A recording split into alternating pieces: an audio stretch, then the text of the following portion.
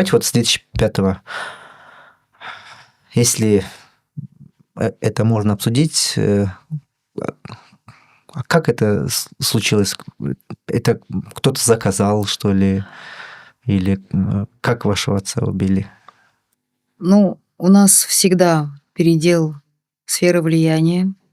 Каждая революция, я думаю, это никто не будет отрицать, по крайней мере, из тех людей, кто имел какое-либо отношение к политике, они, анализируя 3 промежутка перемен, политических крупных перемен в нашей стране, они понимают, что каждый раз, по-новому все перекраивается. Мгм.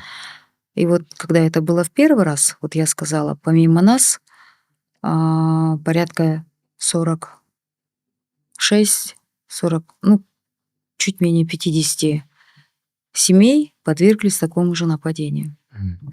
Это нигде не анализировалось, но потом, спустя время, после смерти моего отца, я об этом узнала, Мгм. что вот произошло тут, вот такие события произошли.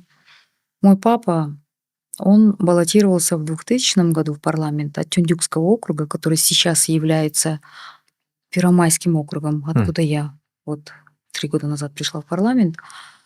Он баллотировался, в парламент в 97 году, потом в 2000, и, в 2005 году, в марте, вот как раз когда произошла революция, это была его третья попытка, где он, выиграл, стал депутатом парламента. Мой папа, наверное, вот эти стандарты того, что несмотря ни на что, не сдаваться там, не первый раз, не второй раз, так третий раз он пришел, с третьего раза он пришел в парламент, да. Вот и получается, сменилась политическая элита, М. произошла революция, да, мы же это так называем.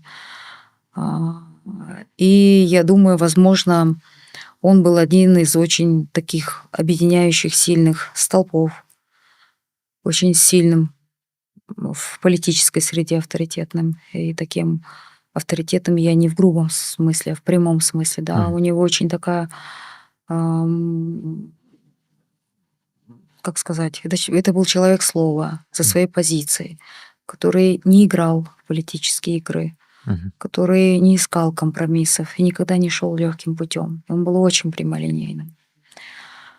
Э, Возможно, одна из, ну, вот эти поступки после революции, и там еще приезжали, ну, очень много случаев там произошло, а, и, возможно, на какие-то вещи он просто не согласился, я так подразумеваю, да. Его смерть останется на совести тех, кто пришел к власти в тот момент, в 2005 году. И я этого не... И это, я думаю, это никто не будет отрицать. Тогда было очень большое количество смертей, политических убийств.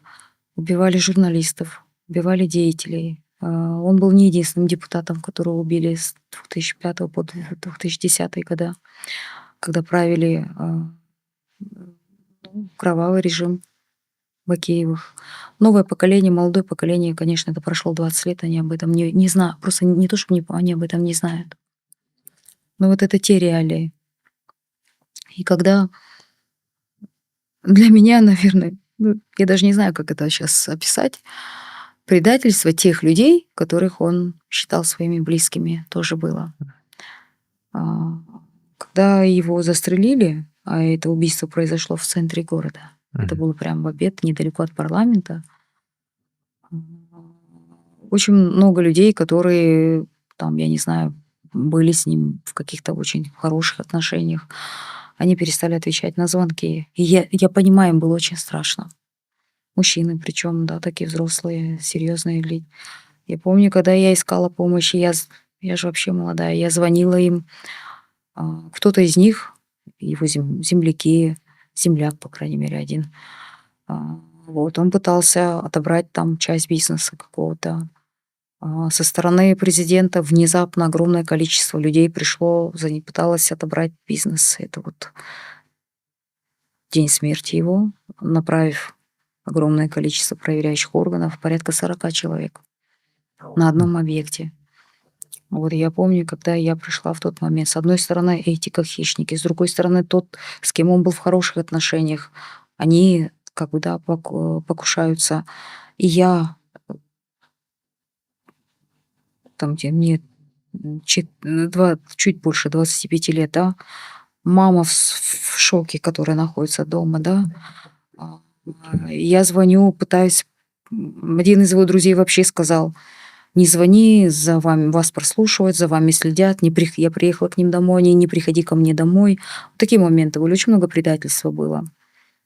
А, Для меня было больно именно вот этот момент предательства со стороны. Там были и родственники, там были и друзья его, там были и близкие. Ну ладно, там я молодая, там мои друзья какие-то пропали без вести.